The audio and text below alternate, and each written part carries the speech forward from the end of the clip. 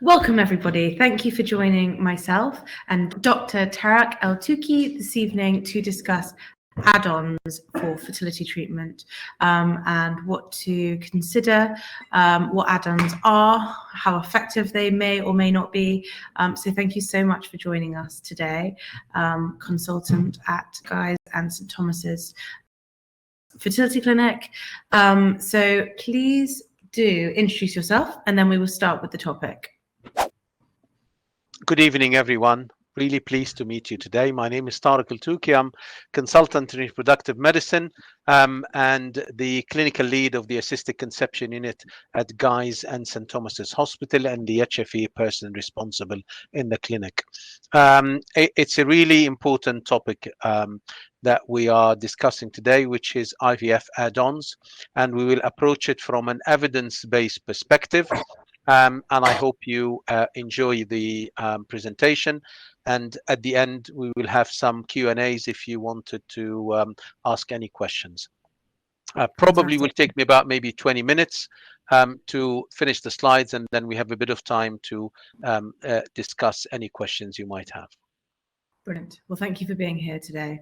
Thank you. Okay, so we're going to talk about add-ons to IVF treatment. Are they provide hope, or are they just hype? So we're going to talk about the rationale for add-ons, or what we call adjuvant treatment. What's the evidence related to those therapies, and what could be the potential risk of those therapies? Rationale for using those add-ons, what we call adjuvant or add-on therapy, is that we're trying to improve the success rate of IVF treatment. We know it's not very high, unfortunately, and that could be related to embryo quality or receptivity of the lining of the womb. And we're constantly searching for intervention that could improve the outcome for our patients. And also patients are willing to try and pay for any intervention that could potentially improve IVF outcome. So there are a number of interventions. This was a paper that we wrote with the British Fertility Society a few years back to summarize the evidence related to add-ons. And there are interventions generally related to improving gamete or embryo quality, or interventions that could help improve endometrial receptivity, of the ability of the lining of the womb to receive the embryo. We're going to talk about those interventions in more detail and discuss the evidence behind using those interventions.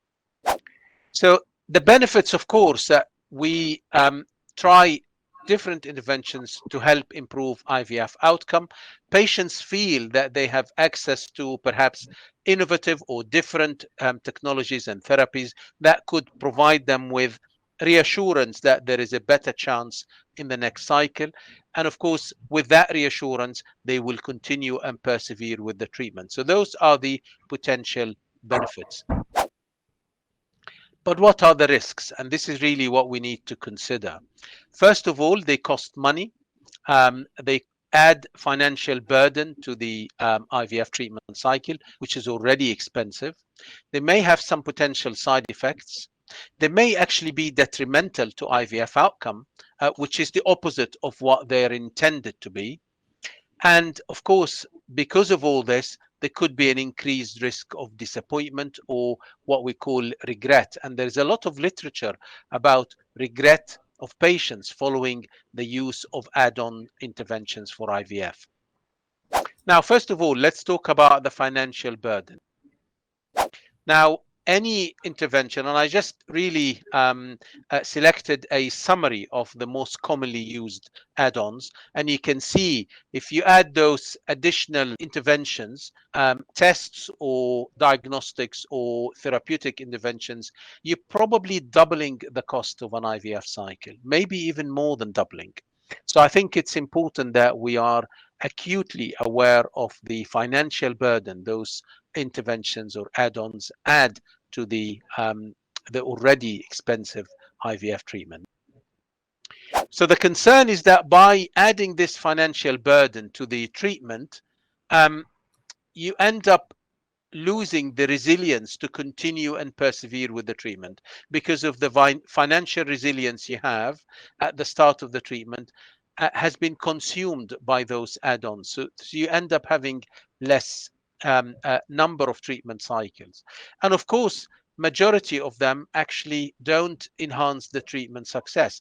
This was a trial that we took part into, and it looked at one of those interventions, which is called endometrial scratching before IVF treatment. You can see here from the evidence, lots of studies showing that it doesn't add to the chance of treatment, but unfortunately it adds to the cost of your treatment cycle by another 300, 350, 400 pounds. So this is how your resilience to persevere with the treatment could be reduced. And this is another trial that we completed 2-3 years ago, and it was published in one of the important journals in medicine, showing that the scratch group had a live birth rate per cycle of 26.1%, and the live birth rate in the control group, who didn't have the endometrial scratching, exactly the same, 26.1, which means that there was no benefit at all from doing this intervention. So the cost is not justified. Another intervention which can cost nearer to £1,000 is using growth hormone in poor responders. And there are now multiple studies showing that it doesn't increase the live birth rate per cycle. And therefore, using this intervention in poor responders may not be beneficial, but it will unfortunately add to the overall cost of the treatment. Another intervention is using steroids to increase the live birth rate per cycle. And as you can see here, this is a summary of multiple studies found no benefit in taking those additional medication. So you can see that you could end up spending thousands of pounds on additional medication, unfortunately, without adding to the overall chance of success. Now, the next point is not just about financial burden, it's also about potential side effects. And one of the interventions that is commonly used now is to take immunotherapy, and which can have some adverse effects. Short term, you get a lot of symptoms like tiredness, raised temperature, skin irritation, but more delayed side effects could include a risk of a blood clotting, affection of renal function, developing inflammation around the spinal cord. So there are lots of side effects that could be potentially justified if the treatment improves the success rate, but unfortunately it doesn't. So why do we need to experience those side effects for no real benefit? Now, you can argue that the side effects are short term. Okay, maybe you will recover from those side effects, and maybe the financial issue is not a big factor. But what about treatment that could actually reduce the chance of success? And I've chosen some examples here to share with you this evidence. So one of the options that is often introduced during treatment is what we call mild stimulation. So you get less medication, you stimulate the ovaries far less than usual, and you get less eggs. The advantage, of course, is that you get less side effects from the treatment, you have a more natural hormonal environment, you pay less for the medication. The disadvantages are that, of course, you have fewer eggs available, fewer embryos to select from for embryo transfer, and higher risk of cycle cancellation because of poor ovarian response. But the main issue really with mild stimulation is that you get less eggs. And you can see here, this is a study that we published 4 years ago, and it showed that every egg extra you get, regardless of your age, whether you are under 35 or 40 and above, it will increase the chance of success. And this was a really landmark study that we published a few years ago. And subsequent to that, there have been other studies which also showed that you get far better success rate when you have a standard adequate stimulation of the ovaries compared to natural cycle or mild stimulation IVF, probably about 4 or 5 times the overall likelihood of success. We've also just completed a recent trial looking at 15 years of experience, showing that every egg you get will increase the chance of pregnancy significantly. Every extra egg between 1 and 5 will increase your chance of a live birth. So getting fewer eggs may be detrimental to your treatment. But what about freezing the embryos from the fresh cycle and putting those embryos back into the womb in a subsequent frozen cycle. There are some theories suggesting that maybe this could improve treatment outcome by enhancing the ability of the lining of the womb to receive the embryo. Now, those notions were derived from studies carried out in women who have high egg reserve. But in women who have low egg reserve, there isn't any evidence to suggest that this could be useful. In fact, there is some evidence from large studies from America suggesting that if you freeze the embryos in women who produce few number of eggs, you're significantly reducing the chance of success. So in that case, this add-on, which is freeze all the embryos, could actually be detrimental, and we've got evidence to support that. The next option is to test the embryo genetically before putting it back inside the womb. So you end up taking a sample from the embryo, testing it genetically, freezing the embryo in the meantime, and when you get the genetic result, you defrost the genetically suitable embryos and put them back into the womb. Now, there have been a number of studies many years ago showing that this intervention is detrimental to the chance of success. And the reason for that detrimental effect, regardless of the technology used for the genetic testing, is that human embryos can be mosaic.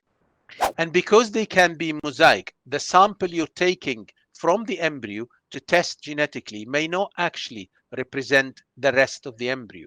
And therefore, the result you may get from the genetic test may not be helpful in determining whether to transfer this embryo or not. Now, if the result comes back showing that the embryo is healthy and you put it back, then that's fine. No harm is done because we were going to put it back anyway. But if the result of the genetics test comes back showing that the embryo is abnormal, and it is normal, then you have potentially discarded a healthy embryo. Now, this is where the detrimental effect can be. If you look at the studies which investigated, good studies, looked at whether genetic testing could be useful or not, you can see here that there is no benefit in doing the genetic testing, or what we call PGTA.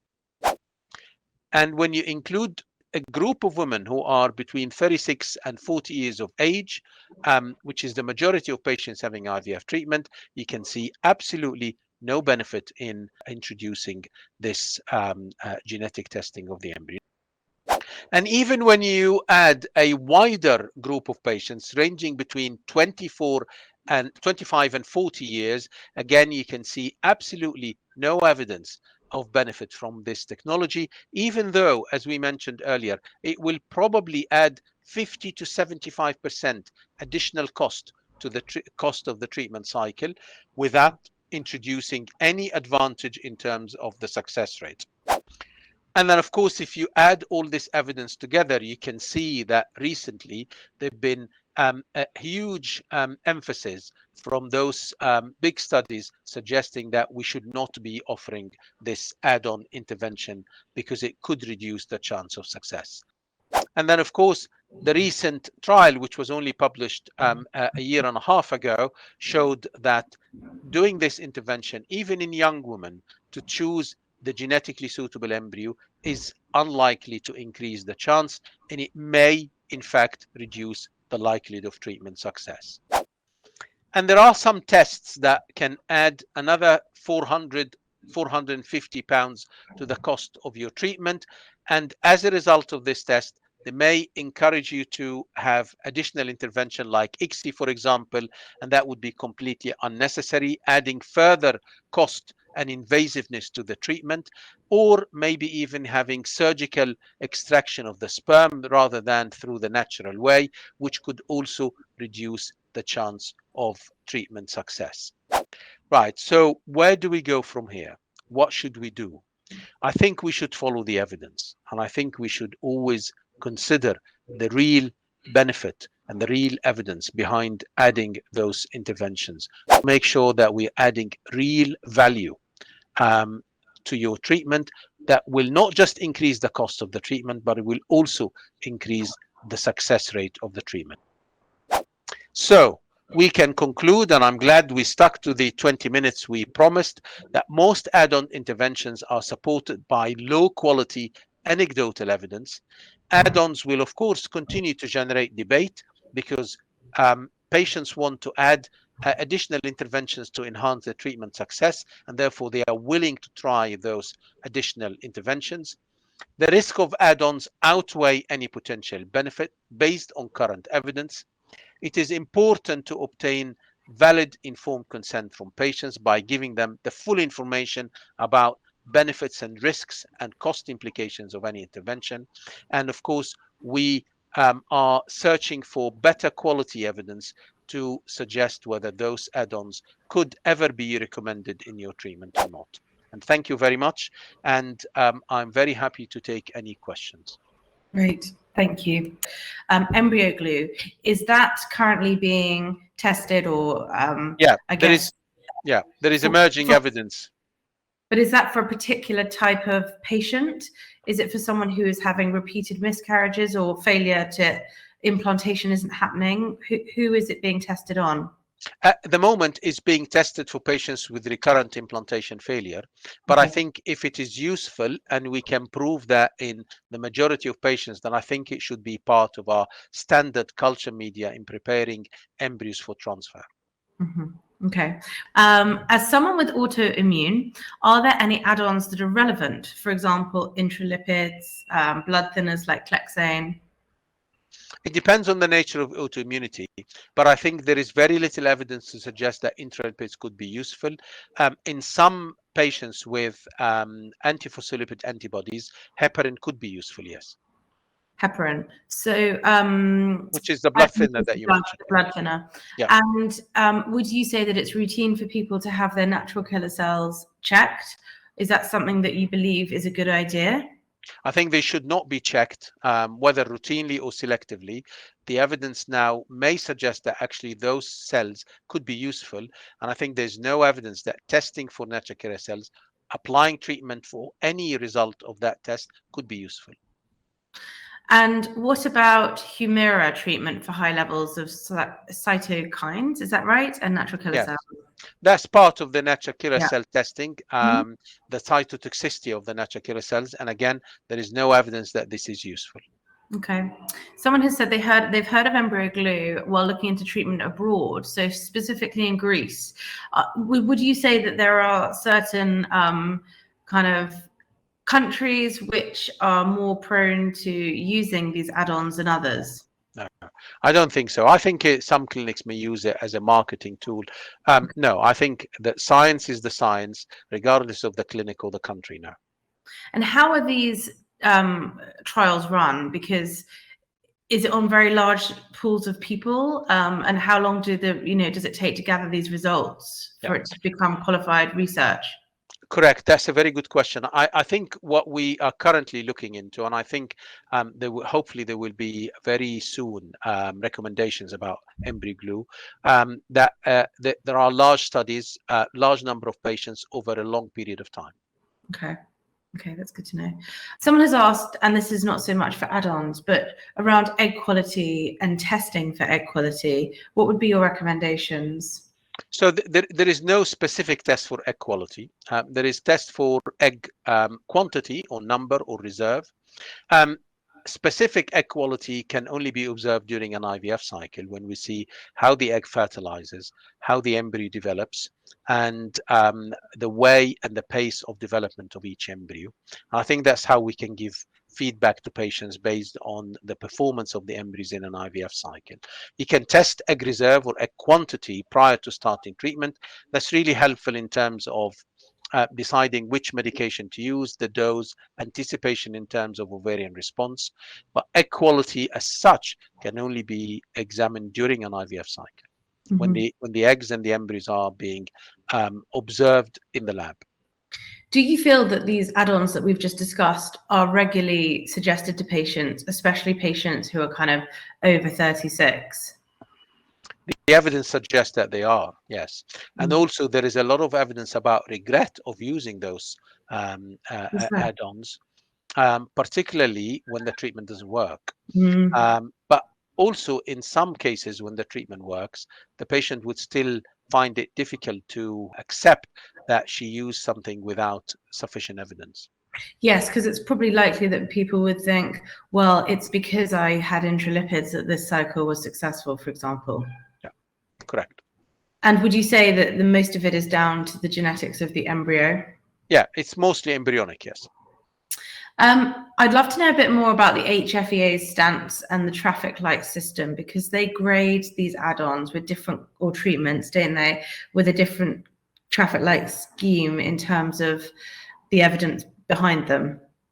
Yeah, so they grade them into red, amber, and green.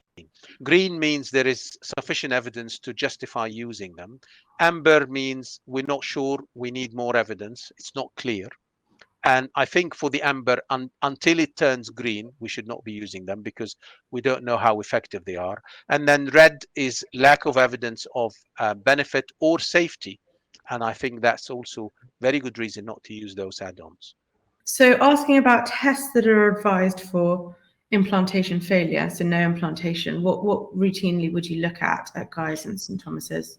So we look at a number of factors, including, as we mentioned earlier, egg reserve, including uterine cavity, whether there are any abnormalities. We study each IVF cycle, as I mentioned, and try and understand how the embryo developed, and look at endocrine profiles, look at factors that could reduce the ability of the embryo to implant, look at hormone levels, and really approach this from an evidence-based perspective rather than doing tests that are not going to be useful and their results could lead to a detrimental impact. And what about, someone has said level 1 and 2 implantation tests? I know very little on this. It's recommended, it's very expensive. So what do people need to speak to a consultant about if they're worried that implantation hasn't happened? And would you say that it's implantation failure after more than 2 unsuccessful cycles? Yeah, so the definition is more than 2 unsuccessful embryo transfers, not necessarily whole cycles, it could be fresh or frozen. Mm-hmm. Good quality embryos, though, is really a prerequisite for that definition. And I wouldn't categorize them as levels, and I think that's important. We need to look at patient history, investigation results, any test that we need to do to assess whether there's an underlying factor, which could be endocrine, could be anatomical, and could be hormonal, and then see whether there is anything that we could learn from examining how the embryos developed, because in some cases, you know from the development of the embryo that it's definitely down to the embryonic factor itself, and therefore trying to find a reason when it's very obvious in front of you that it was an embryonic fault is not really going to help the patient. It will waste time, it will waste resources that could be used in generating more embryos. And I think that's the real value of approaching this from an evidence-based perspective. When you look at every step with a magnifying lens to try and understand, is there evidence to support doing this test? Taking the test result and basing subsequent intervention based on that, I think that's really important. And this is what we offer at Guy's and St Thomas's, is an evidence-based approach that really makes the patient feels that she's being given a good value for her time, for her effort, and without increasing the cost unnecessarily. So we maintain the patient's financial resilience to be able to continue the treatment until it works. Mm-hmm. That's a great response. Thank you. This is quite a big question. And again, it's quite broad, but eggs or embryos, bad quality. Is that down to age predominantly? Are there any other effects like health and lifestyle? Mostly age, but also egg reserve. And there are markers of that. We advise all patients to adopt a healthy lifestyle in preparation and during the treatment.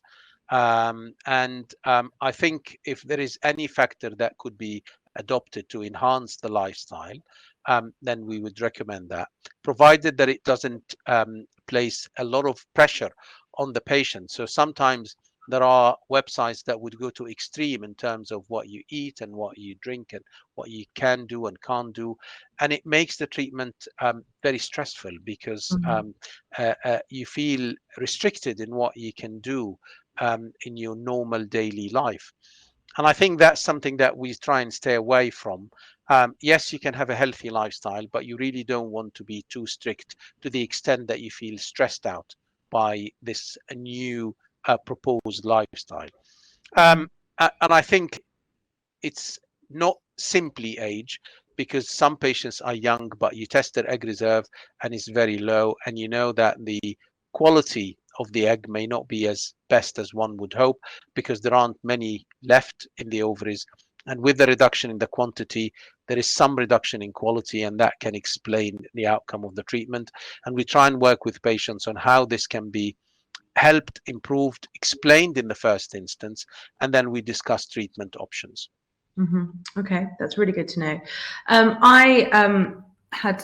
I've had a lot of IVF before when I was in my early 30s, and have 3 children thanks to IVF and delayed conception, and then recently had another cycle which ended in a chemical pregnancy with our last remaining embryo. Age, I was 37 at the transfer, and I had my AMH levels retested, and they had actually increased since I was 35. Do you ever see that happen from adopting a more healthy lifestyle? We've seen fluctuations in AMH levels. It depends on whether you had the test in the same laboratory or not, and whether they're using the same generation of testing or not, because that can influence the outcome. There has been some changes in the way AMH is measured, and that can explain the difference in the values that you get.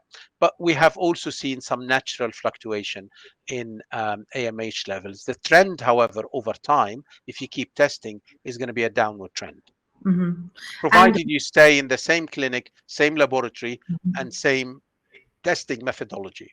Yeah, makes sense. And what are your thoughts? This is off topic of add-ons, but it's also something that is huge in the fertility space and people put a lot of effort into. We've talked a bit about diet, but what about supplementation?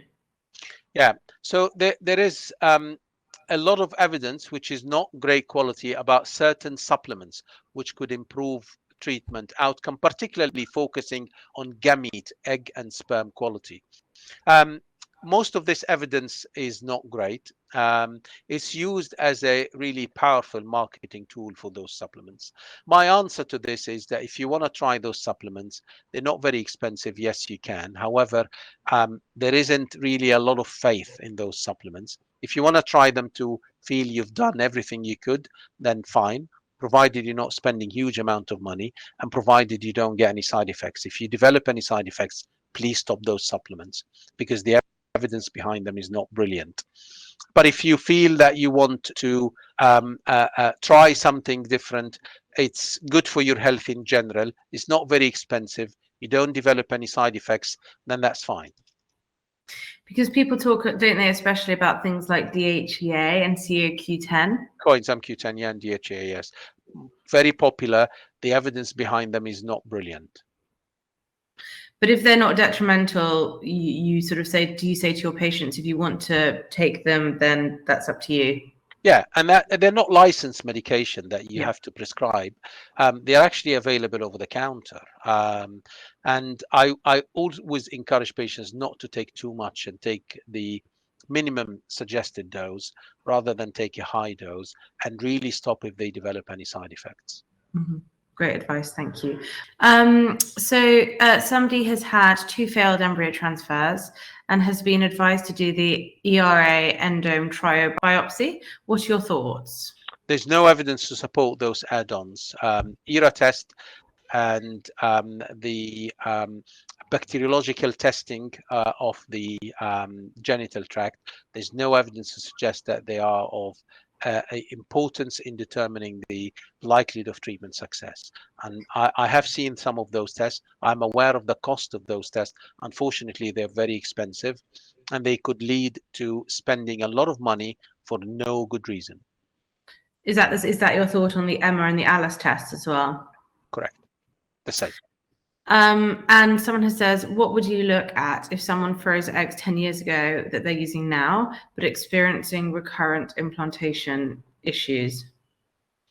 Well, we look at when they were frozen, what was the reserve at the time, how the embryos are developing, try and understand about egg quality, and then we can give patients advice as to what could be done to enhance treatment success and what treatment options we would consider.